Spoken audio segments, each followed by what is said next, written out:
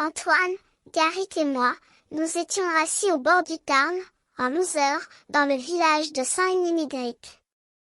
J'étais sur le point d'appeler Lara, ma déesse aquatique, lorsque Garrick m'a interrompu pour me proposer de partager l'histoire de Bricadabrantesque. Il m'a raconté qu'il s'agissait d'un jeune berger nommé Pierre qui vivait dans les gorges du Tarn. Pierre avait un don pour jouer de la flûte et se plaisait à jouer chaque soir sur les palais en haut des gorges. Un jour, une déesse aquatique nommée Lara sortit des profondeurs de l'Éau du Tarn et fut enchantée par la musique de Pierre. Lara proposa à Pierre de venir jouer de la flûte chaque soir dans les gorges du Tarn, en échange d'un trésor inestimable. Pierre accepta, plus il jouait de la flûte, plus il se rendait compte que la nature l'entourait. Les animaux se manifestaient, les arbres dansaient, les étoiles brillaient plus intensément et Lara était captivée par la musique de Pierre.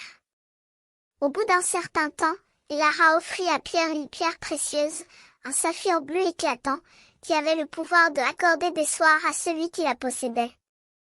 Pierre devint de plus en plus attiré par la richesse et la célébrité, mais il finit par comprendre qu'il avait fait une erreur en délaissant les gorges du Tarn et les nymphes qui y vivaient. Il décida de revenir pour récupérer la pierre et laisser Lara, mais il ne la retrouva pas et depuis ce jour, Pierre errait dans les gorges du Tarn, jouant de sa flûte à la recherche d'Lara, mais il ne la revit jamais. Garrick me dit que cette légende nous montrait que, dans la vie, il n'y a pas que les besoins matériels qui sont importants, mais également les besoins qui sont plus importants, tels que la beauté de l'âme, l'élévation de l'âme, la musique, les choses immatérielles et la beauté de la nature. Nous nous sommes préparés pour notre aventure dans les gorges du Tarn, en prenant 2 pas d'eau.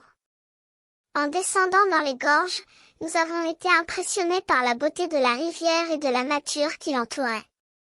Nous avons vu des vautours, des oiseaux mythiques qui étaient largement présents dans les gorges du Tarn jusqu'au XIXe siècle, avant de disparaître en raison de la chasse et de l'habitatrice. Nous avons également vu les 2 types de vautours, les vautours fauves et les vautours moines, qui sont en danger d'extinction. Après avoir observé la nature, nous avons décidé de nous changer et de terminer l'épisode tranquillement. Garrick m'a proposé de sortir la flûte et de jouer pour les Lara, qui sont l'esprit des gorges du Tarn, l'esprit de la rivière, qui s'incarne dans les vautours, dans le sentiment de l'Éau, dans chaque fleur, chaque papillon.